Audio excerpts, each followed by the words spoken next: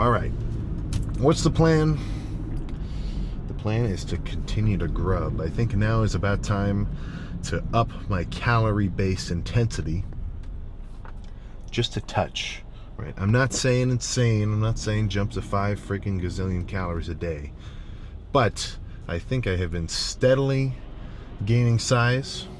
It's slow and steady. It's not a bad approach, but not at the pace that I want to see, right? And if you're ever in a situation like that, there's actually a pretty quick freaking method to increase your weight gain, you know. And it's not an increase in intensity or frequency or, you know, longer stretch-based deep lifts or anything else like that. Of course, you know, stuff like that might help. But no, what I'm saying is just higher calorie loads, man, more carbs, right? 3 eggs for breakfast is not a high protein meal. You got to get up in that 7 range, so at least you can, actually more like 8, if you want to actually hit that 50-ish gram of protein per meal kind of mark, which I personally think is about the sweet spot, because then that gives me 5 meals, 50 grams of protein each. That's about my weight, you know, 260 instead of 250, but it's okay. Yeah, as long as you're around that gram per pound kind of ratio, I think you're about freaking solid. So, I haven't been doing caffeine pre-cardio. I think I might need to bring it back. I'm still freaking yawning. But breakfast this morning, as though, you know, though some might not be such a big fan of something like this, I tell you what, it freaking works. I'm talking 2 tins of tuna, buffalo ranch, I don't know, more of like a creamy buffalo kind of sauce, you know, like Sweet Baby Ray's style, all kind of mixed together. That's its own thing. It doesn't go with anything else. So usually I try to eat that part first, just because it's not as fun. And then I was a little sparse with my last meal last night, so I kind of upped it a little bit and had 3 bagels with lightly buttered. I'm trying to chill on my fat intake, just because it doesn't have an awesome correlation with, at least from what I've seen, my actual in the gym performance. You know, as long as I'm getting a good amount of red meat in and whatever kind of omega-3s from like egg yolks or sardines and what, you know, everything else, then I think I'm solid, right? I don't need 250 grams of fats per day. That's just freaking nuts, right? So I'd rather kind of stay around that 100, you know, 120 kind of range and really leverage my carb intake. You know, if I'm talking about being full and pumped, that full part, that's what I'm talking about. Intramuscular freaking glycogen, you know. Microscope zoom into my forearm, right? I've got all these little muscle fibers kind of pulling in, contracting over here. And if I eat a crazy amount of carbs, at least, or a consistently steady amount of carbs, then all of them are going to be nice and plump, full of freaking sugar water, to put it simply.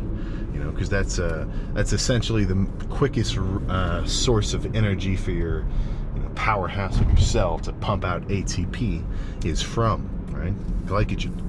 You know, that's why anybody who's going to carbo load for a freaking marathon isn't, you know, going to B-dubs and getting unlimited wings.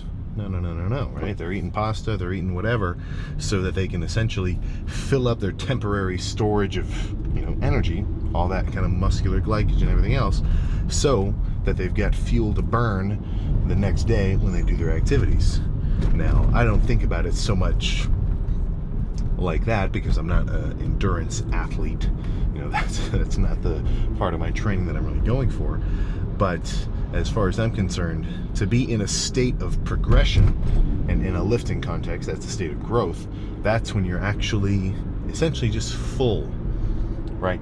So if you're a 160-pound dude, 2,000 calories, that could be enough to keep you like big and full, and you're going to keep recovering from your workouts and actually grow and over-recover from them. Whereas if you're a little bit more, you know, on the heavier side, like some, you know, now I'm getting up to like 260. So if I really want to be full, or like I come to the gym and I do a tricep, bicep, arm day, and I feel like my arms are going to pop when I actually flex them together, right? That's not because I ate 2,000 calories. That's because I'm getting into that 3, 4, you know, later on down the line, potentially even up to 5 kind of range. Because you just end up running on more. And not only that, do you end up running on more food and calories, but you actually can store more as well. You know, you store a bunch in your liver, but it's also just spread out everywhere else. Like if you were to do the math, I mean, yeesh, I can't even imagine how many grams of carbs are, you know, being stored in all the freaking muscle cells of a damn like blue whale. It's got to be freaking nuts, you know. So that's one of my primary concerns. Oh goodness, excuse me. To the point where, I mean, I might even leverage my carb intake over my protein intake on some days if protein is ever scarce, just because you still need calories, man. You know, so if I'm ever traveling, obviously you can't just pick up a pound of ground beef from an airport kiosk, but I can at least make sure that my carb intake is on point, so I'm still, you know, full and energized.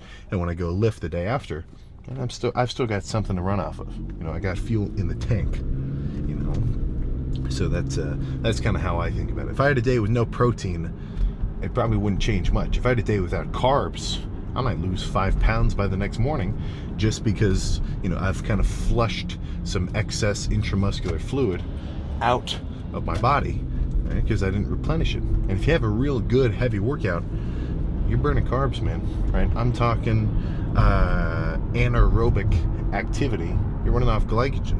You know, you're not trying to burn any body fat at a low intensity, steady state here.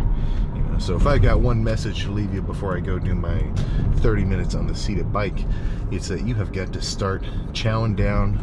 I don't care what it is. I don't care if it's rice. I don't care if it's sweet potato. I don't care if it's just freaking, you know, regular rigatoni.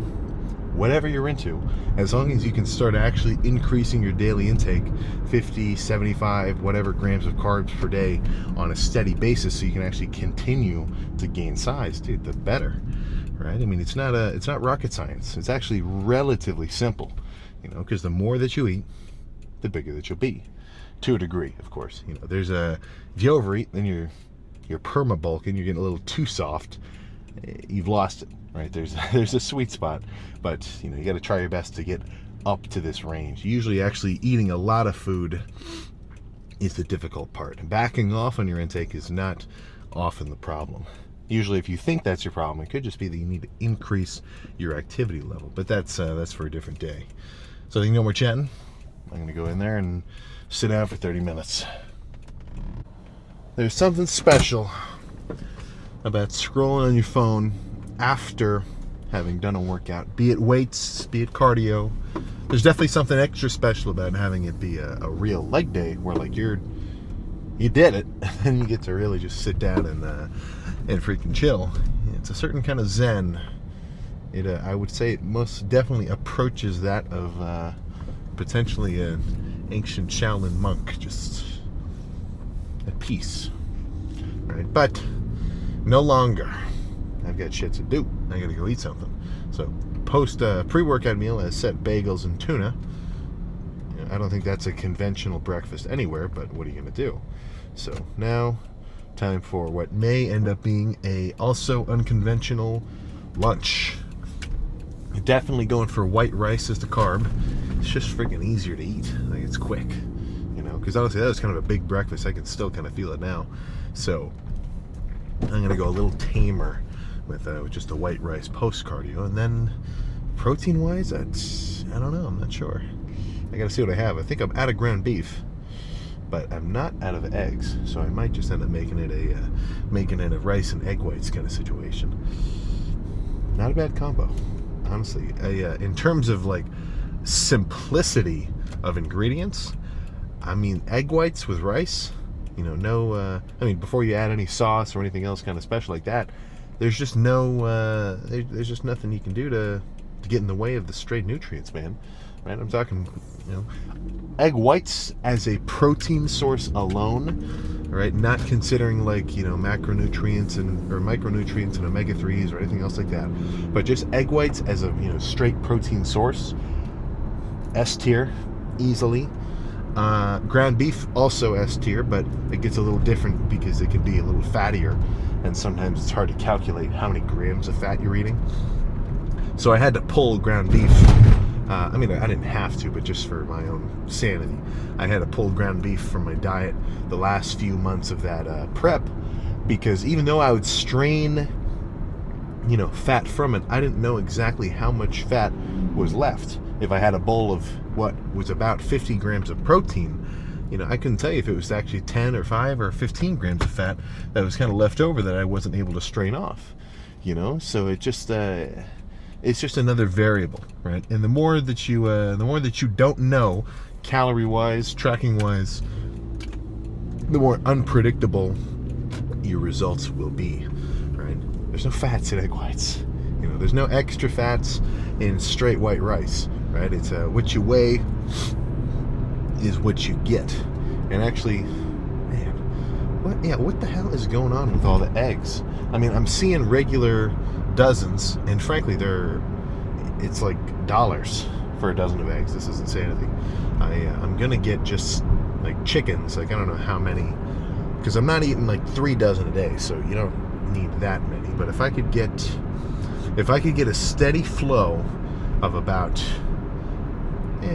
dozen and a half eggs per day, that will be perfect. I think that is going to be my goal for later this year, because then, I mean, you're good.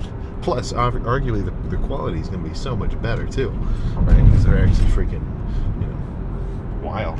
Right? Just living right outside wherever you're at.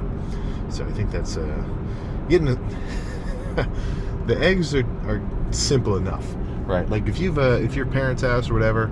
I mean, if you're my younger demographic, if you're a little older, just at your house, if you get the space, not the worst thing in the world. Right? It's kind of fun. I had chickens at my parents' house. We had 6 of them. I don't remember how many eggs they were popping out, but we obviously, if I'm a kid, I don't want to take care of. If I'm a kid, I don't really want to go take care of chickens. Plus, we had them all the way at the other side of the yard than where the house was, so it was always a big walk to, go over there and clean it or anything. But I didn't understand the value of it until now, because now it's like, dude, fresh eggs. What are you talking about? So that'll. I think that's going to be the plan for later on. I'll keep you updated. Nothing soon, but I will certainly keep you updated on that matter.